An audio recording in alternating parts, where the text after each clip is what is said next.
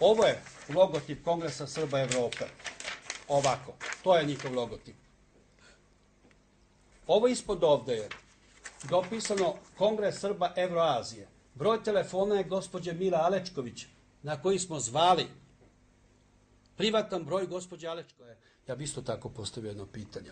Gospođa Alečković je rekla da je Kongres Srba Evroazije nešto novo, gde ima prekladač visoko obrazovnih, isključivo visoko obrazovnih članova, akademika, naučnika, profesora i tako dalje. Ja bih zamolio gospođu Alečković da nam kaže, pošto je to nešto novo, kada je osnovan Kongres Srba Evroazije?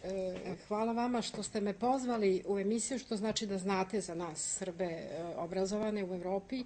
Vi ne možete nikoga naterati da bude u nekoj organizaciji ako on to neće. A sve su organizacije dobro došle. I onda se postavlja pitanje... Gde je sedište? Kažete, gde je sedište? Gde se radi? Je li to u Francuskoj sedište? U Francuskoj, apsolutno. Mi smo registrovani kao francuska internacionalna organizacija, pogotovo ova krizna grupa, ali moram da se pohvalim da mi imamo sada sedište u Moskvi i da se otvara ovih dana u Pekingu. Kažete neka imena poznata? U Kongresu Srba Evrope dr. Sima Mraović, koji je jedan od najvećih stručnjaka za epilepsiju. To su samo, da ne kažem, imamo ruske neke deputate, imamo grčke biznismene. Dakle, to je prava jedna internacionalna krizna grupa. Ovo je logotip Kongresa Srba Evrope. Ovako. To je njihov logotip. Ovo ispod ovde je dopisano Kongres Srba Evroazije. Broj telefona je gospođe Mila Alečković, na koji smo zvali.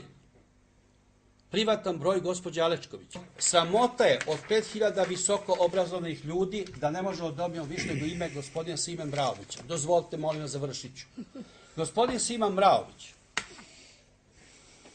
piše ovako, on lično piše, koji je član njihovog kongresa, a imate Kongres Srba Evrope, Kongres Srba Evroazije, Kongres Srpske dijaspore, piše ovako. Pošto sam saznao za potpuno nepromišljeno i neodgovorno stvaranje, pod navodnicama, stvaranje Kongresa Srba Evroazije, u koga, iskreno rečeno, ne verujem, a ona ga je navela kao njihovog cenjenog člana. To je čista fabulacija zbog koje Milu treba više žaliti nego optuživati. Pa završava. Čekajte, ko to piše? Sad ćemo pitamo Milu. Gospodin Sima Mraović, koga je ona navela kao njihovog uticajnog člana naučnika. U tom kontekstu nije bilo nikakve skupštine u Parizu, a kamoli u Perpinjanu.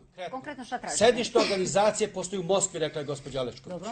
Je li to tajna organizacija? Nije, treba da lobi. Neka nam kaže adresu. Vidite kako se psihološki ljudi ne mogu, kad ne mogu o sebi da pričaju, onda pričaju o drugima. Ajmo pričamo o meni. Dozvolite o meni da pričam. Dozvolite o meni da pričam.